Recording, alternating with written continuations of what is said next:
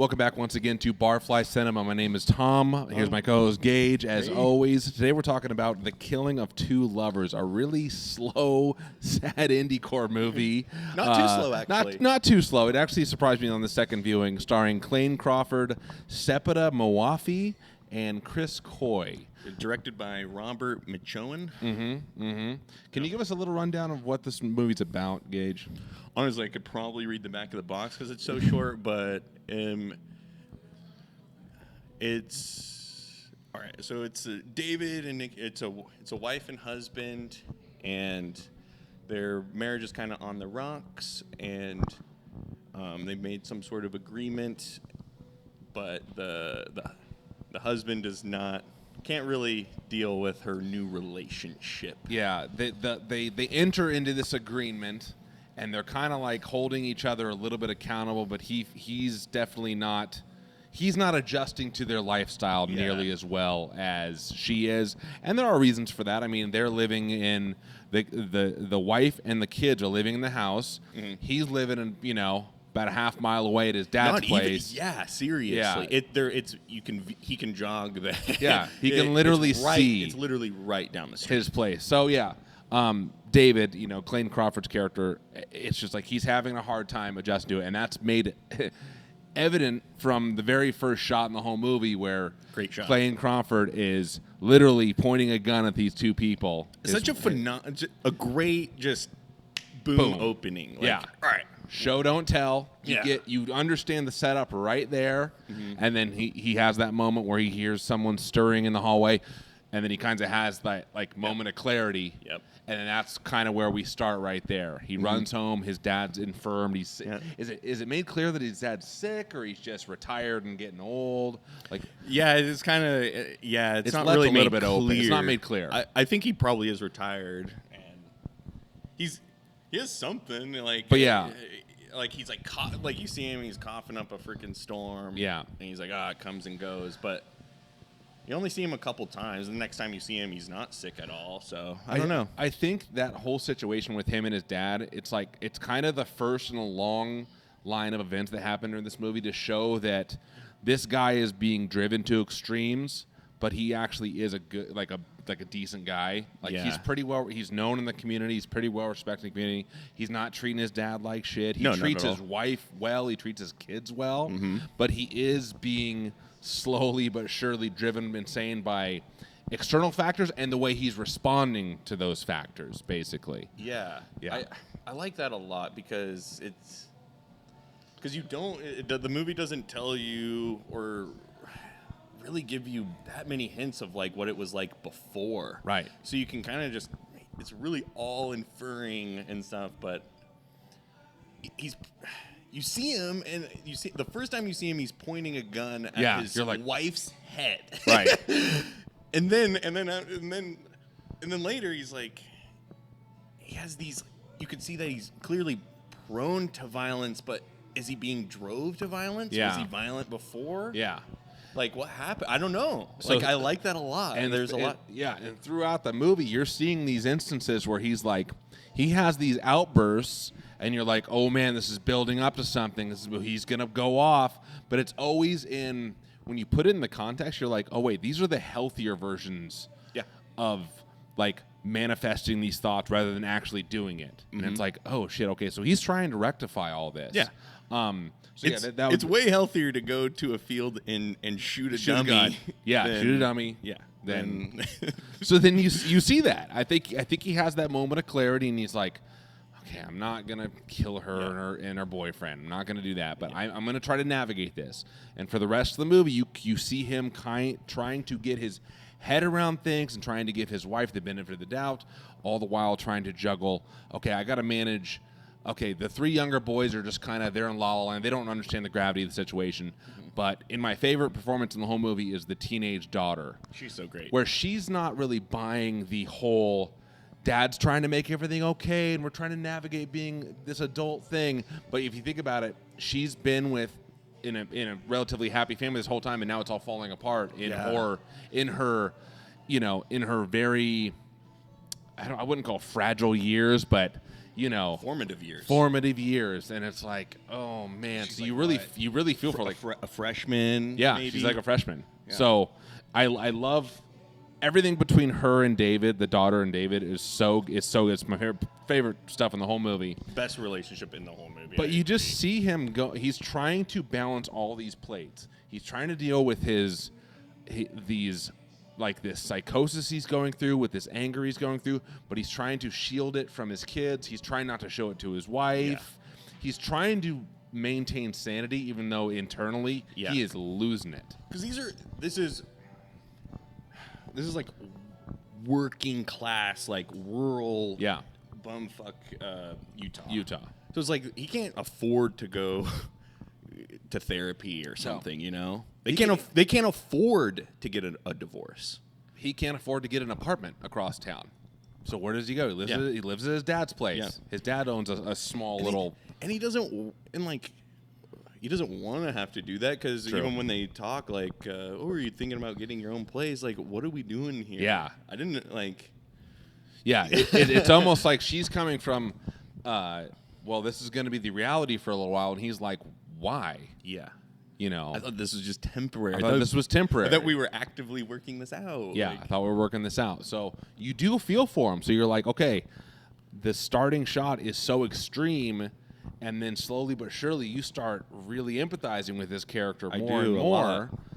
And it's like, oh man, but at the same time, you're not like, I hate her for what she's doing. I don't hate her, but I think that is kind of. You need more of the wife. She comes off a bit like a snake. She comes off a bit callous, a bit not caring. Specifically when they come home from date night, where they don't actually go anywhere, and then of course the side piece guy is there. Yes, he shows up. That and also, and she's not aware that David knows about the guy, right? I don't think so. I don't think she is. Yeah, because like. And the movie doesn't even go into that. How long have they been together? Right. Did they a month? A week? Like, I think it heavily implies that he doesn't know about not only that she's with someone. She asks, "Oh, what's his name?" She can't. So but is she that oblivious? He lives down the street. Yeah. You can't. But then she always falls back on, "Well, this is the agreement, David," and he's like, "I know it's the agreement, but." I get maybe he just thought, oh well, she'll snap out of it. But maybe it is recent, because even the daughter is like, Dad, Mom's cheating on you. Yeah. And he's like, no, she's not. This is part of the agreement and whatnot. So and maybe it is pretty recent, actually. And how do you explain that to a kid? She's 14, so you guys have been visibly happily married for all these years, it would seem. You seem to have a good life with your kids. There's no indication that he was ever violent towards her at all. There's no indication. There's the smallest hint, but not that he was violent, but it could also... He may have had outbursts or something like that. It also could just be maybe even what the mom said. But when they're at the park and Jess is like, her rocket doesn't go off. Right, love that. And she gets pissed and kicks it. And he's like, Jess, what are you doing? She's like, I'm doing what you did, got mad and gave up. Yeah. And so, I don't know, did he blow up and like walk out? Is that just something the mom maybe is saying to her daughter to like? So that's the way I'd like to approach it. I like to approach it where this doesn't just very nuanced, which I love a lot. There's a lot. That's the movie's really well written in that aspect of.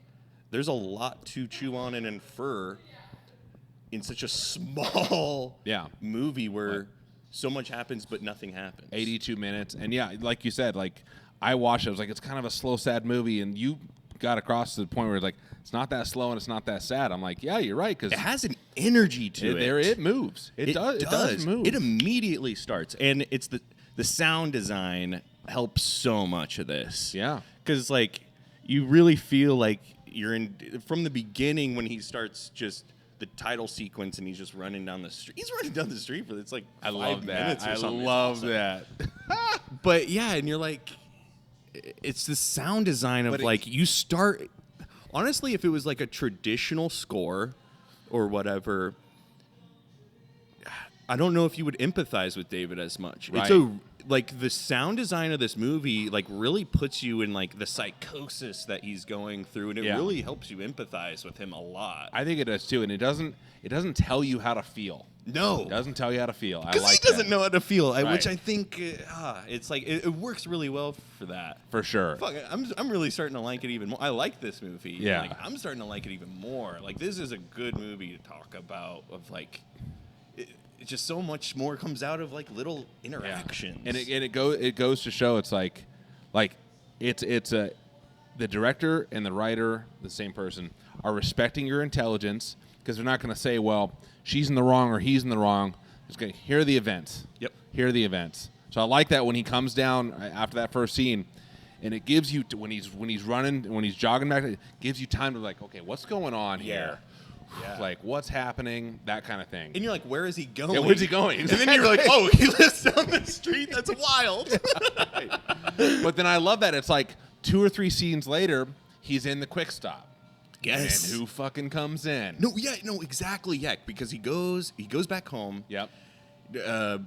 Helps his dad or whatever, and then immediately leaves. And his dad's like, "Oh, you're going to work today?" He's like, "Yeah, I gotta go out. I got to handle some stuff." Or He ain't something. going to work. No, he's not. He's gonna follow that guy." Yeah. And he follows him, and dude, it's like the most. I wouldn't call it like foreshadowing, but it's perfect. So he's kind of like they're at the coffee station, and he's like, "Would you hit me?" Ooh! Dude, he even says that. Brilliant. And I'm like, "Yeah, you're oh, right." And you feel like, is he gonna shoot him right? What's gonna happen? What's gonna happen right here? I know. And they push it to the limit. It's like, okay, he's not digging him. Okay, whatever.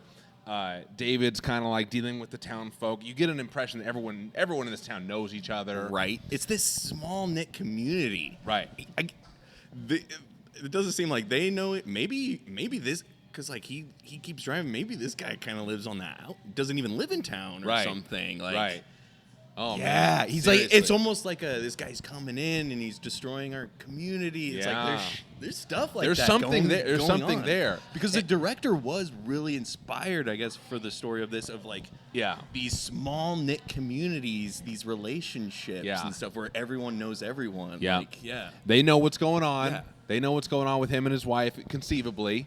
And you know, it's just funny. It's like, okay, and then the scene after that, he hops in the truck and chases this guy. Yeah, And I like because he's behind a guy getting his coffee, and so he's like, "Shit, I don't know what direction he goes." He puts his blinker on to go right, and he's like, immediately goes left, and yeah, I love all that. So it's like this one road. Yeah.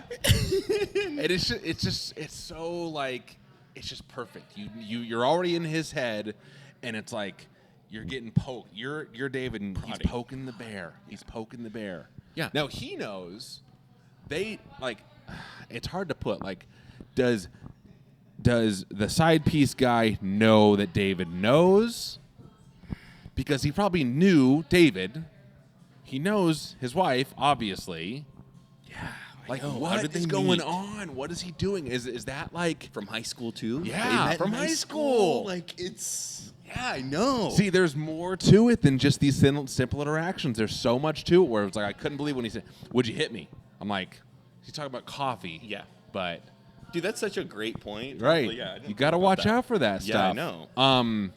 But yeah, we get that set up, and they go back and forth, and he's just trying to deal. David's dealing with, he's making money still. He's trying to help the family. He's trying Kind to of get just his does head like around all this. odd jobs, Yeah. construction, Yeah, cleans out stuff yeah. for people. Yeah, he works for locals, and he's just like, I love that scene where, that's where it really reminded me. He wants to save his marriage. He doesn't want to kill his wife. He had a moment of uncontrolled rage, but he does that job on that woman's property. He says He wants to kill this situation. yeah, that yeah, he's in. exactly. And he flat out says, like, "Did you have a good marriage?" Yeah, and, to and- Miss Staples, and she's yeah. like, "What did she say?" She's said like, "Not not particularly, not particularly. not particularly." But I love. He was a good man. Yeah, he's a good man. I was a good woman. We loved each other.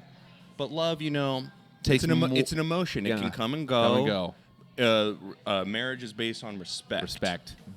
Boom. And that's why you're just like, he's just like, yeah, I'm being disrespected. I'm being disrespected. Mm-hmm. That's what you get down to. It Yeah. really is like, hey, if I haven't done anything wrong, I provide. I'm a good father. I'm a decent husband. Why is all this happening to me? Yeah. You know? It's Yeah, because I know there's so much of that, and then they got married right out of high school, right? He says to Jess. That's implied. Yeah. Or he might even say that outright. So it's like, it's that whole thing of young love, puppy love. Yeah. You marry your high school sweetheart, and then I don't think he's in that mindset, but she's also she was like going to law school, right? Going to be a lawyer and everything. And she wasn't able to do that. They immediately had Jess. Because he even says that, like, we were right out of high school, and then we had you, Jess, and then we had the boys. It's it's that FOMO, I guess, of like, it is. I missed out on something. Yeah, and he is even like, that's what another thing I like about the script, where he's not saying, oh, well, I did the best I could. He's like, I wish you could have gone and chased your dreams. He has regret there. He does. There is some regret. Yeah. Where she does have the fear of missing out. She's like, I'd like something more than this initially. But then you look at the setting and you're like, more than this, you live in the middle of nowhere in Utah. Like, where are you going to go? Are you going to abandon the kids? Are you going to take the kids somewhere else? Are you going to get your law? Are you going to finally go back to law school, do whatever you're going to do? Mm-hmm. And then, I don't know. She does a great performance, too. Like, it's a very empathetic performance. But, yeah, I can agree with you where it's like she does come off a little cut and shrill. Yeah. Because he even says several times in this movie, you're not being sensitive to my feelings. You're not being sensitive to the situation.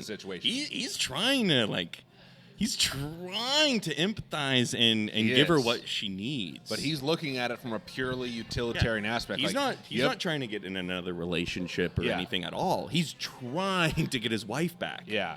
And he's looking at it like, you got some strange guy in my house. Yeah.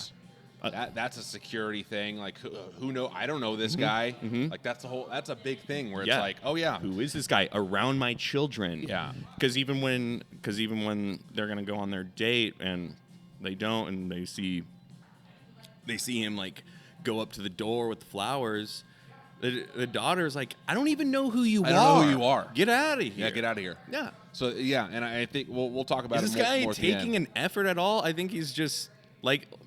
It's like David even says, he's an opportunist. Why don't you go find some single woman? Yeah, you know, there are enough single women in this town for you too. Like literally, it's such a good point. Like he nails it. So you can tell like David's given it a lot of thought clearly, and this is all he thinks about all day. All he's thinking about it. So of course you're going to drive yourself crazy, but you're only letting those things. You're trying to keep everything juggled. You're trying to keep your wits about you, but you do have these moments where he just loses it. But he does it in a way that's not hurting others, and it's far away from people typically. His dad, the whole dad, I think I like that moment. The dad actor is very understated. I liked him a lot in this. Me too. But it's like he comes home, instantly starts beating on that thing, and the dad, what does dad do? In a normal movie, the dad would like stop him. It's like, no, it's like, I get it. I get it, man.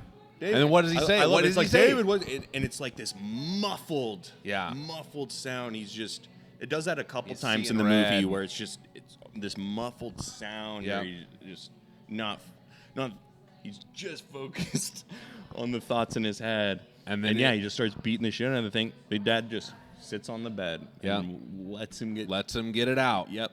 And then boom, looks at your hand. Let's go. Come downstairs. We'll clean those up. Yeah. And that line that you mentioned earlier, it was like he just says, "I'm losing her. I'm losing her. I'm losing her." And it's Dad. like, man, that just hit so hard. He didn't say that bitch. Yeah. No. And said, what's really heartbreaking to me in that scene too is that clearly their marriage is on the rocks or all that shit. Right. But relatively speaking, in the truck, they're connecting again. They are. They're connecting again. They're talking about their past. Their regrets and stuff. Because he even says, like you said earlier, I wish I could have provided for you. I wish I could have stayed home and you go out your career. And she immediately says, "You always provided for us. Don't worry about that." But so they're connecting. He sings her a song. Yeah, it's like it's like wearing his heart out on his sleeve. Yeah, he's showing real vulnerability. Again. Yeah, and she's even, can we do this again? Absolutely. Next time, bring your guitar for that song. So he's trying to So play it's like it. there's connection there, but then he sees him show up. It's that rage, that jealousy that will eat you up, and he's like, I'm losing her. Yeah, I'm losing her. I'm And losing her. ugh. It's so good. It's well acted. Like this guy, this Clayne Crawford guy, he's so understated. Never had seen him before. He's just one of these. He's one of these dudes where he's difficult to work with on set. Apparently, Okay. And how many times have we heard that? Where it's like, oh Yeah. man, bad agent. Sometimes you're just a prick and you don't play the game right. But go back. The director and him seem to get along on this. Yeah. Like, watch, but. Yeah, I think it's this independent filmmaking, when you're on these big sets, it's like you have so much pressure. So much pressure. You have zero. Lynch puts it the best. We have no time to dream. Go dreamy or experiment. It's like you're on this deadline. But independent filmmaking, it's like You got some time? yeah, you got time, dude. Yeah. It just he's like that whole last sequence in this movie that we'll definitely get into, but Yeah. it's like this 17-minute take, and Clayne even said, like, yeah, after you do your first line, it's like you're free to do whatever, like Take it where you want. Yep. Just take it where you want. Take Yeah. it where you've been with this character. Put When you- put yourself in the character rather than just go line by line on the script. when you're collaborating and truly feel like you're making something meaningful and artful, maybe that takes a lot of like the angst away. But yeah, I don't know anything about this guy. He might be a dick. I don't know. Right. But maybe work with crappy TV directors. It's or possible. something. Yeah. So basically, the story that everyone knows about is this guy got a huge gig. It was going to be the Fox Network's TV version of Lethal Weapon. Wow. Big budget, big money. And the first season went off without a hitch, and then like halfway through the second season, he just had a freak out over things that could be considered like, okay, that's more like safety on set, that kind of thing. So who knows? But in Hollywood, once you're blackballed, you're kind of blackballed. Really? And he has not been invited back since after that. That one really went south. They replaced him with Sean William Scott, by the way. So you can imagine how that went. They turned it into some goofy Yeah, it's going to be a goofy comedy. Whereas Yeah. Clayne was kind of like, he's got the emotional gravitas, and which is on display here. Because I could see that. I could see him playing that perfect, like, he has it in this, that he could snap any second, Yeah. like Mel does. Right, exactly. I think that's why they chose him. Yeah. But he can also be he can be charming, and he can, I know, like, how he talks in this movie, like, doggone and stuff. Like, he has those, like, homey, small-town euphemisms that are awesome. Like, for sure. What else did I want to say about this? Cinematography, just great. I love how the locked off shots they do. I love all of that. Like, that's what I know. There's so many locked off. It's like a motif of this movie of us just truck doors. Truck doors. Truck doors. You just lock it off. From boom. the sound design to the actual like filmmaking of it. And I was like, well, are we in her? Are we in Nikki's passenger seat? Like, I love that shot when they're walking to when they get out of the truck and they are walking to the park, and there's a lot of shots where it'll just kind of linger there for a minute. But I really like that of like, yeah, because the mom's not there, she's gone. Like, I don't know. I just like there's good little subtle like filmmaking techniques There in this is. that are really thought out, and Yeah. especially for just I don't know what length shoot this was, but it's like I think they just shot it like what's crazy, they shot it December of 2018 and this comes out 2020. That's wild. Man, the editing these when you're at a small budget, it takes so much time to edit these films. Right. And yeah, this movie definitely got that short end of the stick when it came to that whole COVID shit, dude. Oh, yeah. It's like not that I don't think It wouldn't have been a blockbuster. but it might have been way more known. Like, Right. yeah. So, like, how did you even hear about this movie? Like, because it's so small and unknown. Right. So originally, I had watched a show many years ago called Rectify. It was on Sundance TV. It's a 4-season show. Very quiet family drama, and Clayne was on there as kind of like the dickhead brother-in-law. So did he just did you just lock in on him? No. But that whole show has like some of the best character arcs ever in television. Really? And he has arguably the best character arc in the whole thing. And I just thought, dude, this guy's so good. So I kind of went on a tear of watching movies. He's in the movie called The Perfect Host with David Hyde Pierce. Haven't heard of that. That's a Netflix thing. That movie kind of blew up on Netflix. He was very good in that. He's done a number of smaller roles. A lot of people will know him from way back in the day from Walk to Remember. He played a smaller part in that from, God, that was 20 years ago. But then one day I was just on IMDb like I've been known to do. And I'm just like, okay, what's Clayne up to? And I see this thing pop up. I'm like, what's this? And then I watched the trailer, and I'm like, damn, this looks interesting. And I'm reading all the comments on the trailer. I'm like, people are like going nuts over this. And I was like, okay, I'll give it a shot. And this was probably about the time that it went out. I don't even know if this got a theatrical release. But I was like, okay, I'll give it a shot. And I liked it a lot, and I watched it a couple times. But it's been years since I've watched it. Again, now I've got a whole new appreciation for it because you brought up some great points. But that's where I knew Clayne was from that show called Rectify. Just an amazing show. I'll have to watch that. Totally slept on. Family show, cop show. Family, but it's mature. So the whole thing kind of revolves around this guy that goes to prison wrongly, and then he's released and he has to adjust to life outside of it. Clayne doesn't play the main character; he plays the kind of the shitty brother-in-law. That's kind of where it's at. But really good show, highly recommend it. But that's where I know Clayne from. Wow. Yeah. All right. Yeah. I will keep an eye out because I think he was great in this. I'm gonna keep an eye out for the director as well, Robert Machoian. He has a couple other movies that after watching this definitely interested in. So yeah, they even made another. I forgot what it was called, but they even made another movie right after this. The Integrity of Joseph Chambers, which I love. Oh, you've seen it? Yeah, it's really bad. Okay, but I like Clayne a lot in it. Interesting. It's about a guy that wants to like gain some masculinity in the wife of his eyes and goes out on a hunting trip by himself. Doesn't know anything about hunting, and it goes horribly awry. That sounds like a good idea. It's a good idea. Not done very well. Okay. It's not nearly as good as this. It's still watchable, but it's slower. I don't know. I like it. Yeah.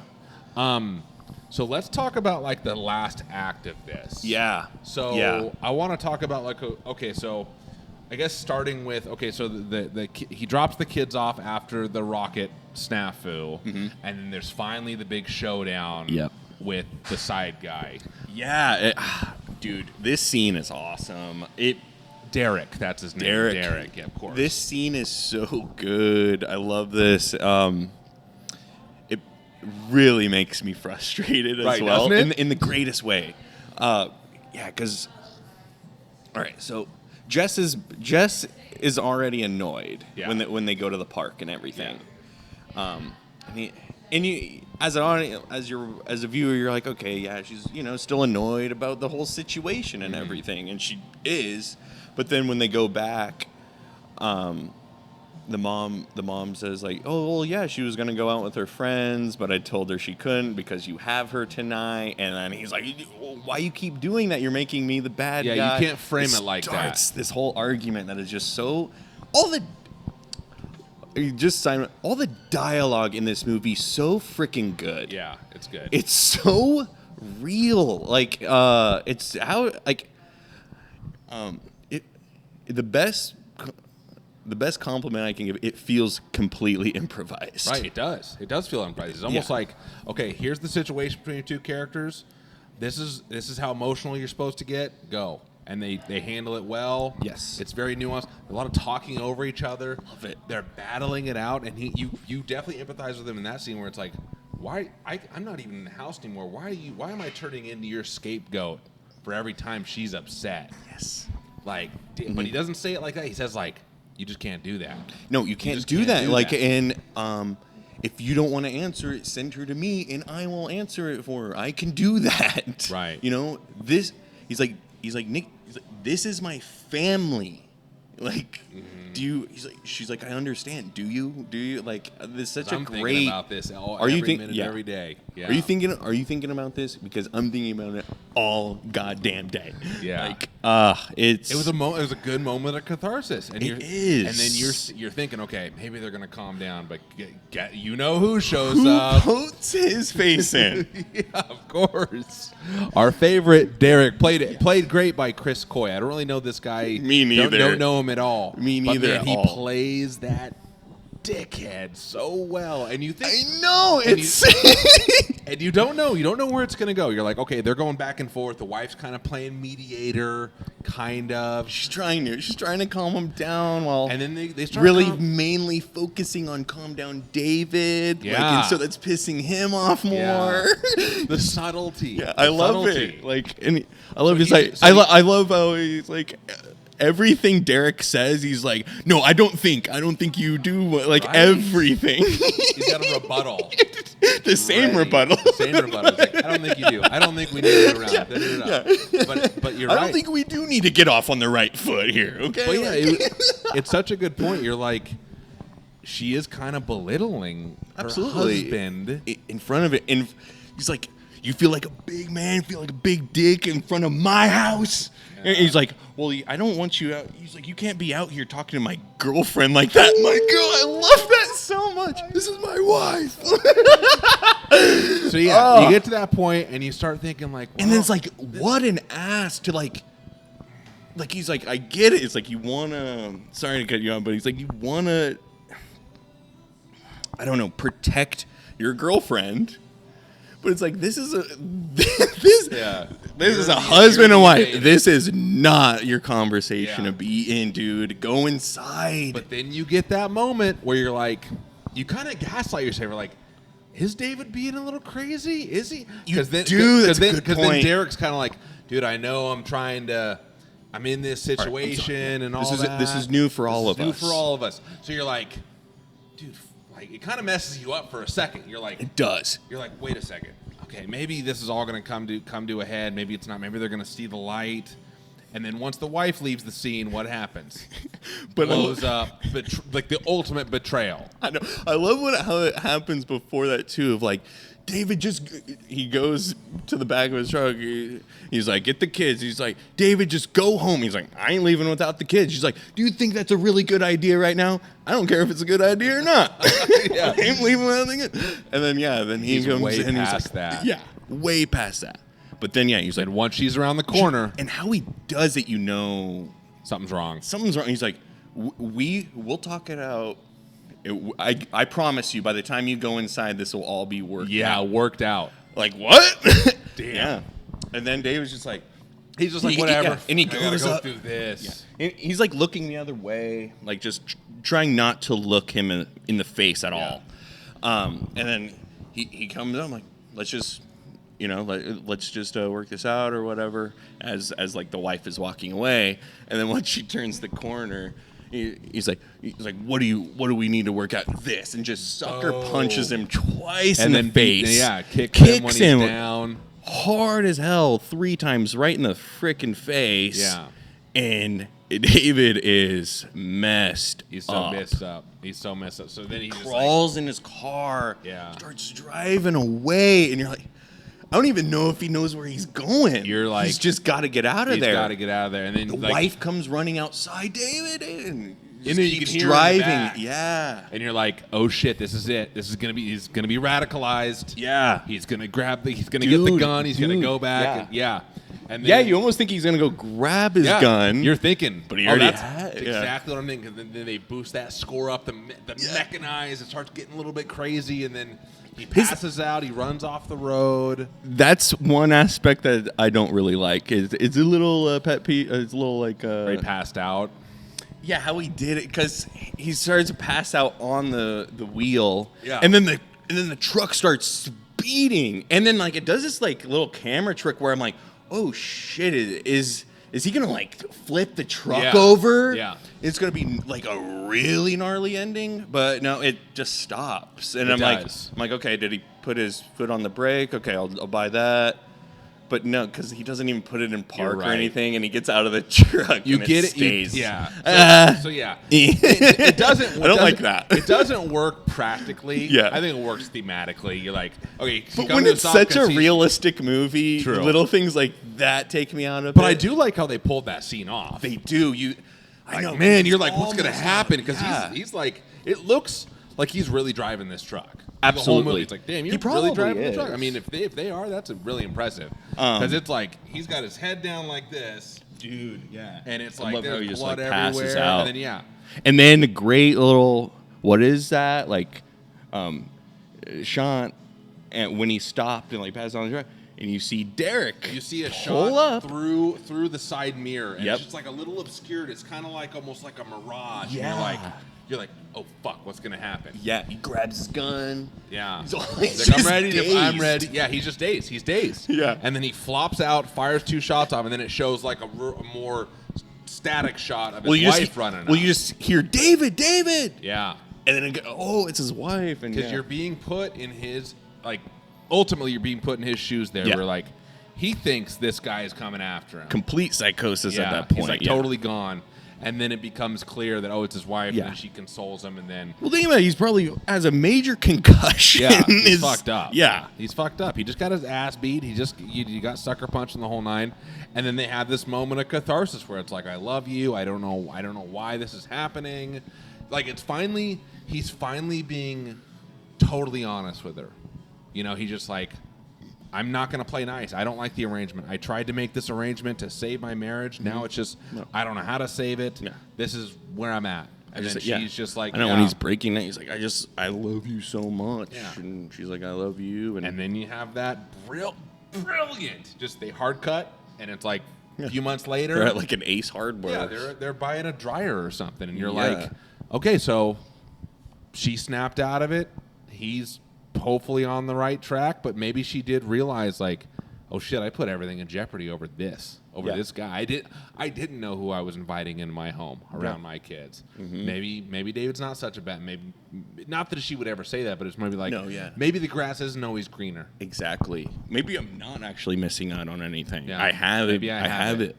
Yeah. It's right here at home. So And I just love how you go from an extreme moment and then cut back to the mundaneness of life. Mm-hmm. You know, and it's Absolutely. like it's an earned ending, and it's just They're now respecting each yeah, other. It seems like it. It really does seem like there's a level of respect there. Yeah, I love them getting in the. I love the little. Maybe I'm looking too much, but I love them like getting in the truck there at the end, and like it's just this one cab Ford, and all They're like all 6 of them are crammed in there. Right. Love it. I love it. Finally, they're back together. All the interactions with the kids throughout the movie are just so genuine. Nothing feels tacked on. That's why I think a lot of what you said is like it's so like the dialogue's so natural. It does seem improvised. Yeah. But it seems like they had so much time to live in these characters that nothing comes off as contrived. Absolutely. You gotta hit story beats, but you can. It's That time to experiment. It's a simple story. This isn't clear and present danger. It's not very. You get what's going on, so you just need these naturalistic scenes to underlie the themes of the movie. Absolutely. Like the rocket that doesn't go off. That's perfect. Yes. Perfect. Yeah. And hit me with the coffee and Yeah. going to Miss Staples and cleaning up all the junk in the backyard and the marriage and yeah, there's a lot of symbolism. So yeah. Oh yeah, So absolutely. you look into that, yeah. So you're like, oh wait, so clearly he's doing work for this widow that normally her husband would have done, but he died. Mm-hmm. So she hires him. Yes. Bro, there's a lot going on here. And I love like a little thing of like she wants to be hooking up, like she wants to hook up with his dad. What does she say? She's like, she says something that's like, it's like old, we're old both lady we're risque. both widows. I've been telling him for months now we should jump into the trenches together and Yeah. have some fun. Yeah, I loved her. She only has that one scene, but I loved her so much. Yeah. Man. Like everyone, So in it, naturalistic. just naturalistic. I love when you don't know if it's an actor or not. Right. I love it's like, did that some lady guy? live in town? And he's like, yeah, I'll hire you for this little part. Yeah, why Did not? the dad? You can do it. Yeah, You live here. I love that. I love Man. that so much. Just give her a loose script. Say, hey, this is what you guys are going to talk about in this scene, and go for it. Mm-hmm. So, yeah, no, I really love this movie. I got a whole new appreciation. I'm so glad we could do it on this show because this is one of those movies that nobody has seen. No. I wish more people would see it because it just reminds me of what you can do on a shoestring budget if you get the right people around it and you have a good, decent script. You know, That's what the director even said. He's like, you know, like, these first-time filmmakers, they want to go out and like, they don't have the budget. They want to make a vampire movie. Maybe you shouldn't be making a vampire movie. Right. Make something like this. Yeah. That's something true to the soul. You know, even if you've never gone through a situation like this at all, you understand it. You empathize. It's so just human-driven It is. storytelling. It's these mundane situations that get increasingly out of hand. Yeah. And they're not even like crazy out of hand. It's the emotional turmoil. True. And I love that like that scene with that woman. She said the emotions come and go. Yep. Yeah. Because it does. He is ready to kill his wife and her lover. Mm-hmm. Yeah. And then eventually, okay, Yeah. that passed.